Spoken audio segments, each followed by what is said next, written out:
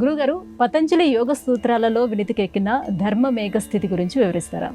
అమ్మ, నిజంగా పతంజలి మహర్షి వారి స్మరణ అనేది చాలా మంచిది. ఎందువల్ల అంటే యోగ సూత్రాలకు వారు ఆద్యులు. అలాగే మనకు యోగ సూత్రాల్లో అథ యోగానుశాసనం మనం ప్రారంభించినటువంటి ఆ యోగ సూత్రాల్లో యోగ చిత్తవృత్తి నిరోధ అని చెప్పారు. అసలు యోగం అంటే ఏంటంటే చిత్తవృత్తులన్నీ ఆగిపోవడమే.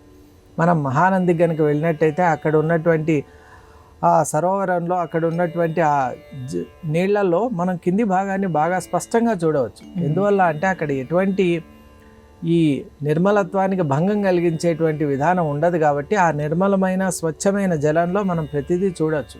అలా మనసు కూడా నిర్మలమవుతుందో, ఎప్పుడైతే ఏకాగ్రమవుతుందో అప్పుడు ఆంతరంగికంగా మనలో ఉన్నటువంటి ఆ దివ్యత్వాన్ని, అమృతత్వాన్ని, అమరత్వాన్ని మనం దర్శనం చేయొచ్చు అనేటువంటి ఒక ఉద్దేశమే యోగం యొక్క ప్రధాన లక్ష్యం కూడా. కాబట్టి యుంజతితి యోగ అని జీవ బ్రహ్మలను, జీవాత్మ పరమాత్మలను కలిపేటువంటి ఒక తత్వమే యోగ తత్వం. కాబట్టి ఇక్కడ ధర్మమేఘ స్థితి గురించి అడిగారు. ధర్మమేఘ స్థితి అనేటువంటిది కైవల్యానికి ముందడుగుగా, జీవన్ముక్తిగా మనం పేర్కొనవచ్చు.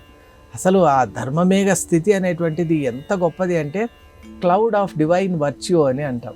ఒక మేఘం, ఆ మేఘం ఎటువంటిదంటే మేఘం మామూలుగా వర్షాన్ని కురిపిస్తే ఈ ధర్మమేఘ స్థితి అనేటువంటిది ఎలా అంటే ఆ ధర్మమేఘ స్థితిలో ఉన్నటువంటి వ్యక్తి ఏ పని చేసినా కూడా ధర్మయుక్తంగా ఉంటూ లోకహితంగా ఉంటుంది. మరి అంతటి అద్భుతమైనటువంటి స్థితి ధర్మమేఘ స్థితి. కైవల్యానికి ఒక్క అడుగు వెనక ఉంటుంది. కాబట్టి జీవన్ముక్తి అని మనం చెబుతూ ఉంటాం. అంటే సర్వజీవహితంగా ఉంటూ ఈ లోకంలోనే సర్వమైనటువంటి వాంఛలకు ఆయన ఎటువంటి ఈ వాంఛలన్నింటినీ దాటి అతను ఒక దివ్యమైనటువంటి ఆత్మస్థితిలో ఉంటూ, ధర్మస్థితిలో ఉంటూ ఆయన చేసే ప్రతి కార్యక్రమం కూడా ధర్మబద్ధంగా ఉంటుంది. కాబట్టి ఆ ధర్మమేఘ స్థితిని మనం అవతారాల్లో కూడా చూడొచ్చు. శ్రీరామచంద్రుడు ఏ పని చేసినా కూడా ధర్మమేఘ స్థితిగా ఉంటుంది.